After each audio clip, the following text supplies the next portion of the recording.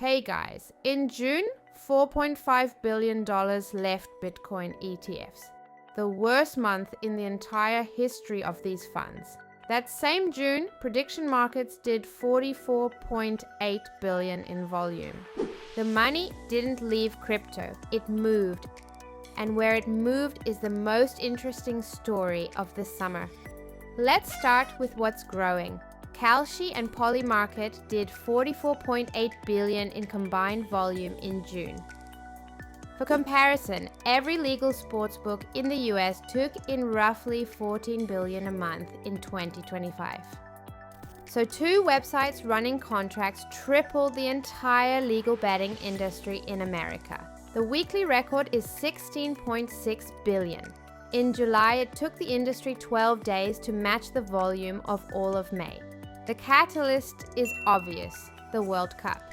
England versus Mexico alone did $223 million on one single question: who goes through? That's the biggest volume on a single sports result in prediction market history. But here's what matters more. Kalshi has closed 9 record months in a row. That's not a spike, that's a trend. And the split inside the sector is brutal. Kalshi holds about 2/3 of the market, and among CFTC-regulated exchanges in July, around 83%. Polymarket is sliding. $7 billion in May, down 21% from its March peak, its worst month since January.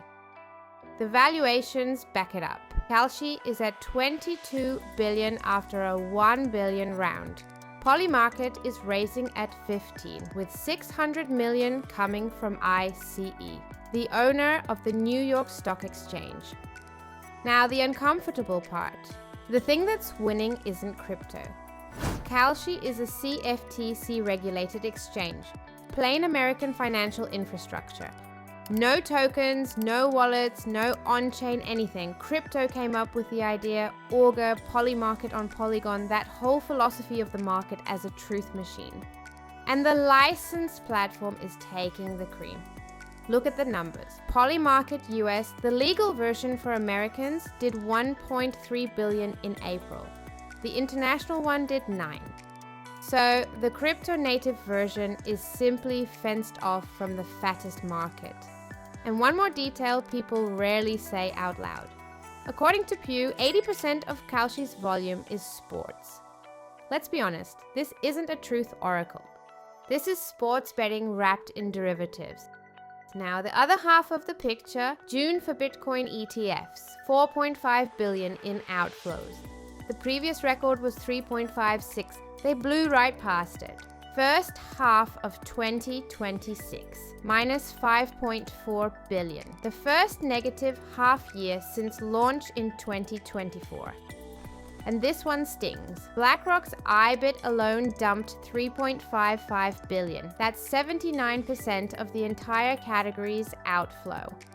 Bitcoin dropped 20% in June, its steepest monthly crash since June 2022. And fund assets shrank from $104 billion down to $83 between May 15th and June 3rd. And here's the part almost nobody explains. ETF outflows aren't sentiment, they're mechanics. Here's how it works. There are authorized participants, big firms like Jane Street, Virtue, JP Morgan. They create and redeem fund shares in large blocks. Since July 2025, the SEC has allowed this in kind, directly in coins instead of through cash. So on redemption, Bitcoin physically leaves the trust and moves to the participant. Those are real coins changing hands, not some abstract bad vibe. But here's the honest caveat you rarely hear. It's not a sell button that fires the same second. Once they have the coins, the participant decides when to dump, hedge, or hold. The pressure on spot gets spread out over time. So the truth sits in the middle. Outflows are a real supply, but not an instant hit to the price. And now the fresh reversal. Bitcoin ETFs just closed their 3rd straight week of inflows. Ether funds are at plus 338, first time both are green since April. But nobody's celebrating. On July 23rd and 24th, 225 and 240 million walked out over 2 days.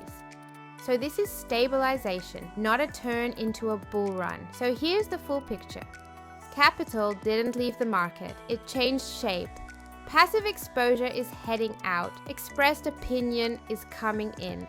And the big irony of this summer, crypto came up with the idea that one, and a regulated exchange with 0 tokens is collecting the fees on it.